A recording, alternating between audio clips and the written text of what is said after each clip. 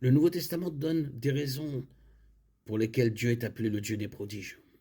En utilisant les mots grecs thomasios, mégaléios et thomasios, mégaléios, il accomplit les miracles par les apôtres.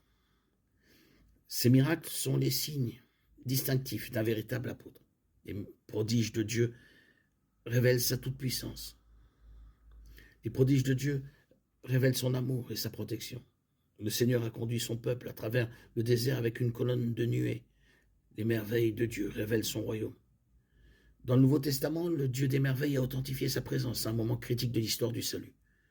Dieu lui-même est entré dans l'histoire humaine, dans la personne du Fils incarné, Jésus-Christ.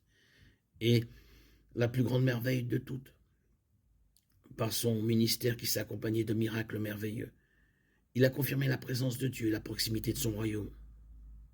Les merveilles de Dieu sont des actes surnaturels qui dépassent la compréhension humaine. Par des signes extraordinaires, le Dieu des merveilles démontre sa puissance illimitée, sa présence incontournable, sa protection divine et ses desseins souverains. Dans chaque cas, les œuvres merveilleuses de Dieu sont destinées à attirer les gens à lui. Par le plus étonnant de ces miracles, le Dieu des merveilles s'est révélé en Jésus-Christ, a vaincu le pouvoir du péché et de la mort et a racheté son peuple pour toute l'éternité.